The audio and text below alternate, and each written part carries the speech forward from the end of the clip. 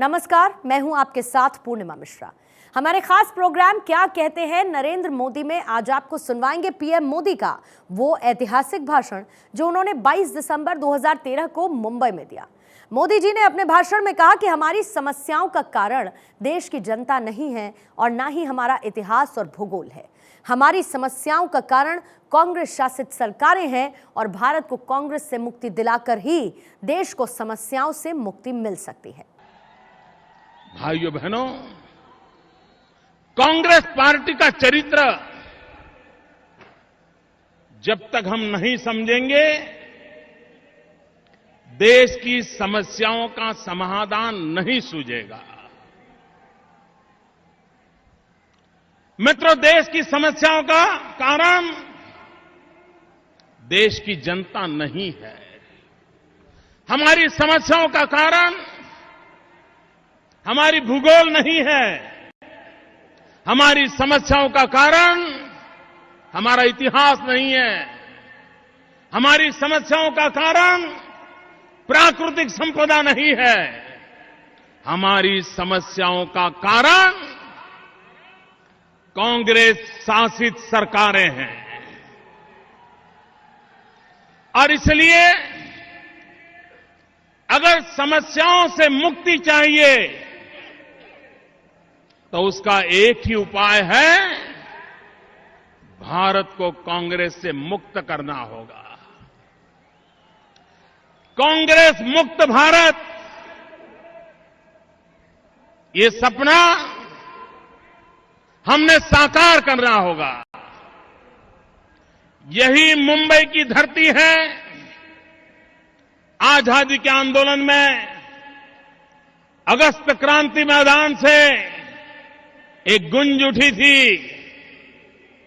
एक आवाज उठी थी, एक ललकार हुआ था, क्विट इंडिया।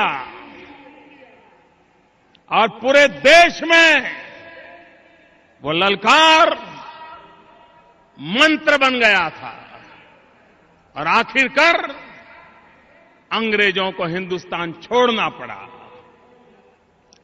ये मुंबई की धरती से उठी हुई आवाज, क्विट इंडिया का मंत्र भारत को आजादी दिला गया। भाइयों बहनों, उसी मुंबई की धरती से फिर एक बार आवाज उठनी चाहिए, कांग्रेस फ्री इंडिया। जिस धरती ने क्विट इंडिया का नारा दिया था, वो ही धरती ललकार रही है, कांग्रेस फ्री इंडिया, कांग्रेस मुक्त भारत। भाइयों बहनों, कांग्रेस वोट बैंक की राजनीति में डूबी हुई है और वोट बैंक की राजनीति के लिए समाज को तोड़ते रहना, डिवाइड एंड रूल, ये कांग्रेस की विशेषता रही है। और अंग्रेजों के सामने लड़ते लड़ते कांग्रेस उनसे ये सीख लिया है, डिवाइड एंड रूल। देश आजाद हुआ तो देश का बंटवारा करके भारत मां के 3 टुकड़े कर दिए। आजाद हिंदुस्तान को एक तरफ सरदार पटेल ने एक किया, चारों तरफ एकता का मंत्र गूंजा, और दूसरी तरफ भाषावार प्रांत रचना के नाम पर कांग्रेस ने देश में भाई से भाई को लड़ाने का बीज बो दिया। गांव को शहर से लड़ाओ, शहर को गांव से लड़ाओ, नदियों के लिए लड़ो, पानी के लिए मरो। आज भी देश में कोई प्रदेश ऐसा नहीं है कि जहां पानी के बंटवारे को लेकर के 50-50 साल से लड़ाई न होती हो। और दिल्ली में बैठी हुई कांग्रेस सरकार को, महाराष्ट्र में बैठी हुई कांग्रेस सरकार को भाई को भाई से लड़ाने में, गांव से गांव को लड़ाने में, जाति बिरादियों को लड़ाने में, पंथ और संप्रदायों के बीच झगड़ा कराने में उनकी वोट बैंक की राजनीति सुरक्षित रहती है। और इसलिए कांग्रेस पार्टी वोट बैंक की राजनीति में डूबी हुई है। भाइयों बहनों, जब तक वोट बैंक की राजनीति से हम देश को मुक्त नहीं कराएंगे और देश को विकास की राजनीति के रास्ते पर नहीं ले जाएंगे, देश की समस्याओं का समाधान नहीं होगा। भाइयों बहनों, भारतीय जनता पार्टी ने अपनी आर्थिक नीतियों के द्वारा, अपने राजनीतिक दर्शन के द्वारा, अपनी कार्य संस्कृति के द्वारा ये सिद्ध कर दिया है कि भारतीय जनता पार्टी विकास के मंत्र को समर्पित है, विकास की राजनीति को समर्पित है। और विकास के बिना देश के गरीबों का, देश के गांव का, देश के दलितों का, पीड़ितों का, शोषितों का कल्याण नहीं होगा। हमारे बगल में मध्य प्रदेश है। अगर मैं गुजरात की चर्चा करूं तो कुछ लोगों के पेट में दर्द होना शुरू हो जाता है, इसलिए मैं गुजरात की चर्चा करना नहीं चाहता हूं। मैं आज मध्य प्रदेश की चर्चा करना चाहता हूं। मध्य प्रदेश बीमारू राज्य माना जाता था। कांग्रेस पार्टी के शासन ने मध्य प्रदेश को बीमारू राज्य बना दिया था, लेकिन शिवराज सिंह के नेतृत्व में भारतीय जनता पार्टी ने विकास की यात्रा को आगे बढ़ाया। आज मध्य प्रदेश बीमारू राज्य के कलंक से मुक्त हो गया। भाइयों बहनों, मध्य प्रदेश में खेती के क्षेत्र में, कृषि के क्षेत्र में कोई ज्यादा प्रगति नहीं होती थी, लेकिन शिवराज जी की सरकार ने, भाजपा की मध्य प्रदेश की सरकार ने सिंचाई के काम को बल दिया। अधिकतम भूमि में इरिगेशन के लिए धन खर्च किया। और भाइयों बहनों, आज मैं गर्व से कहता हूं, कोई जमाना था पंजाब, हरियाणा, उत्तर प्रदेश धान की खेती में नंबर 1 माना जाता था। देश के अन्न के भंडार इस राज्यों से भरे जाते थे। आज भारतीय जनता पार्टी की मध्य प्रदेश की सरकार के प्रयत्नों से, भारतीय जनता पार्टी की छत्तीसगढ़ की सरकार के प्रयत्नों से गेहूं और चावल ऐतिहासिक उत्पादन करके देश के अन्न के भंडार भरने का काम इन सरकारों ने किया है, वहां के किसानों ने किया है, वहां के नागरिकों ने किया है।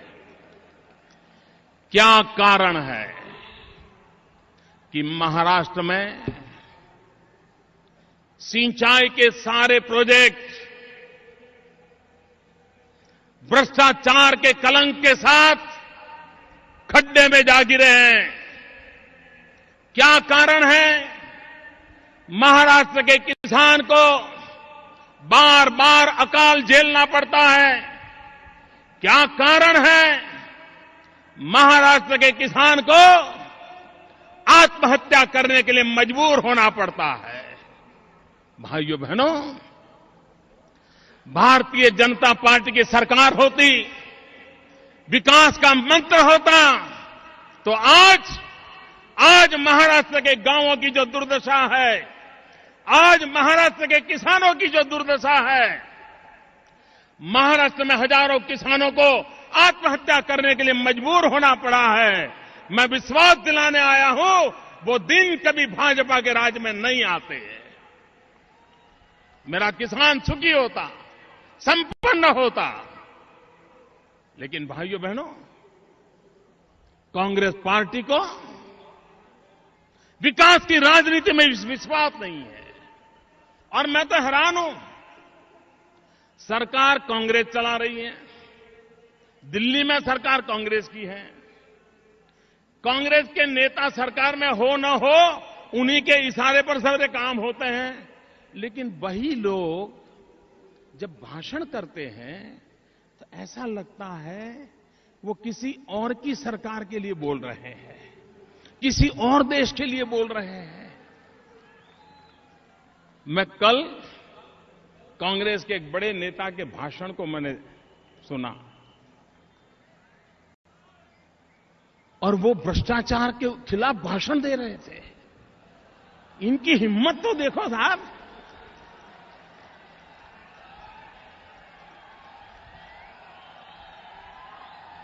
कोई ऐसी हिम्मत नहीं कर सकता।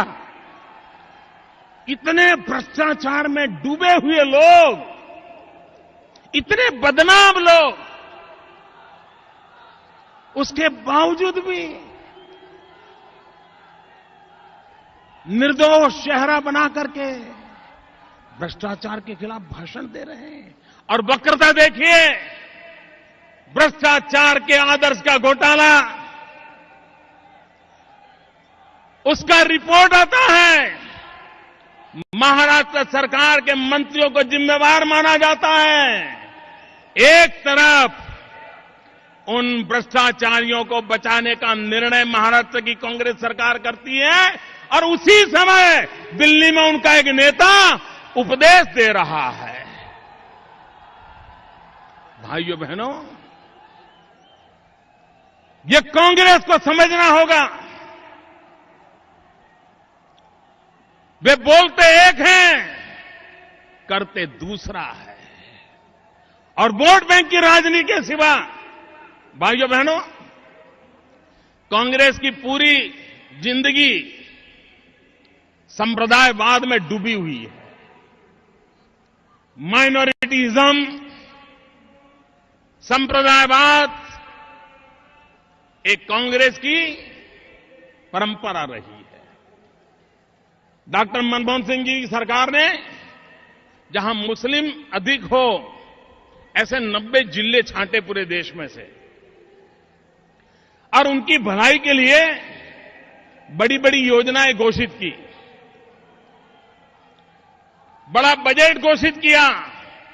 हिंदुस्तान के मुसलमान भाइयों को लगने लगा कि चलो अब कुछ भला होगा। अखबारों ने भी बहुत कुछ लिखा, बड़ी वाहवाही हुई। अभी पार्लियामेंट में किसी ने सवाल पूछा कि आपने जो 90 जिलों के लिए योजना घोषित की थी, उन 90 जिलों में पिछले 3 साल में माइनॉरिटी के लिए क्या खर्च हुआ? भाइयों बहनों, मुझे कहना है ये माइनॉरिटी के वोट का खेल करने वाली सरकार ने पार्लियामेंट में जवाब दिया है कि उस योजना में से 3 साल में 1 रुपया खर्च नहीं हुआ है, 1 रुपया खर्च नहीं हुआ है। ये वोट बैंक की राजनीति कैसी करते हैं, इसका ये जीता जागता उदाहरण है। भाइयों बहनों, गुजरात में भी ऑक्ट्रॉय की परंपरा थी, व्यवस्था थी, क्योंकि हम महाराष्ट्र से अलग हुए थे। हमारे यहां रिफॉर्म की दृष्टि से हमने तय किया हम ऑक्ट्रॉय निकाल देंगे। गुजरात में से ऑक्ट्रॉय हमने खत्म कर दी, 6-7 साल हो गए। महाराष्ट्र में क्या किया? महाराष्ट्र में ऑक्ट्रॉय खत्म करने के नाम पर लोकल बॉडी टैक्स लगाया, एलबीटी